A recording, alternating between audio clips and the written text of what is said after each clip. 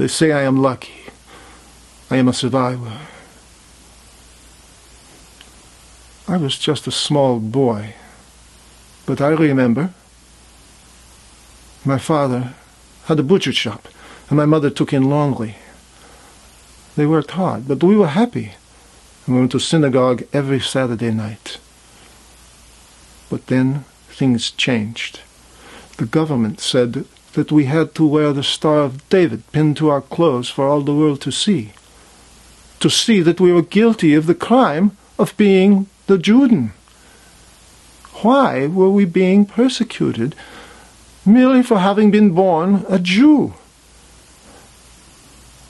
No one could explain it to me.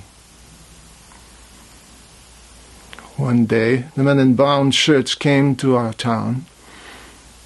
They broke out the windows in the butcher's shop and they smashed everything.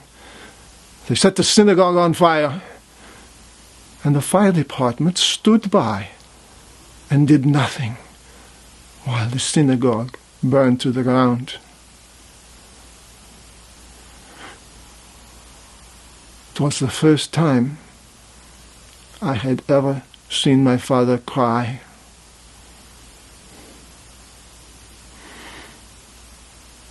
I thought he was sad because the butcher shop was gone. But now I know he was sad because our neighbors, our friends, stood by and did nothing. Today, we know that violence was visited upon Jewish businesses and synagogues across Germany. It was Kristallnacht, or night of broken glass. That night, men in black uniforms came to our apartment and told my father he had to leave with them. I didn't want him to go. I was scared. I cried. I grabbed his leg.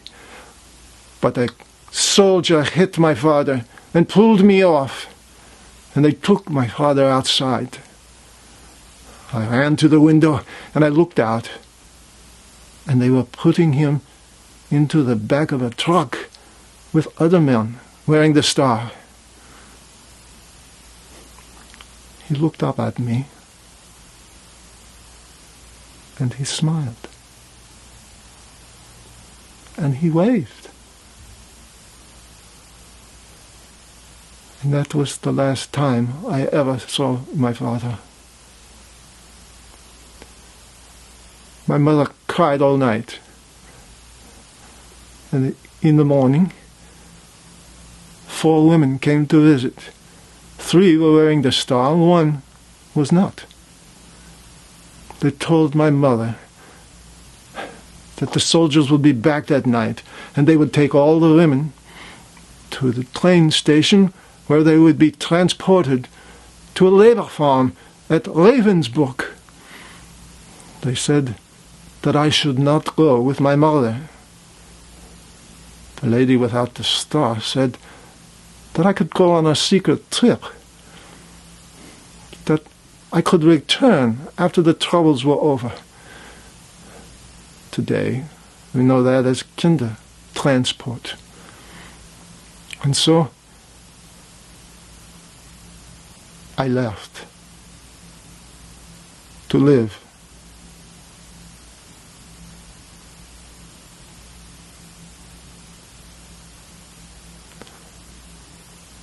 I never saw my mother again.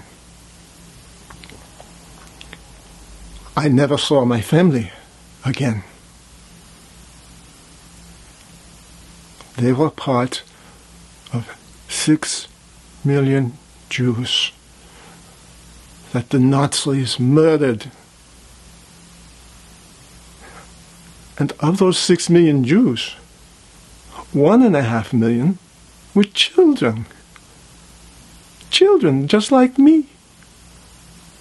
1.5 million. What would those children have been if they had been allowed to live? Would they create beautiful art? beautiful music? Would they invent things that make our lives better? Would they have cured cancer? Or some other horrible disease? We will never know what those children might have been and what they might have done. But we do know this. That horror, that nightmare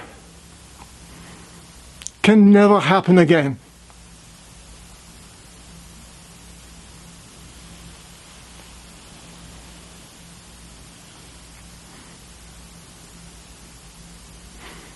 The murder of 6 million Jews, that Holocaust,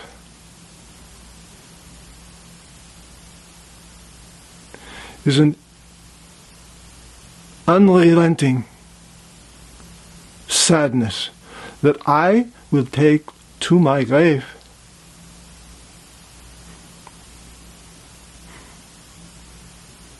Am I lucky? I question that. But I am a survivor.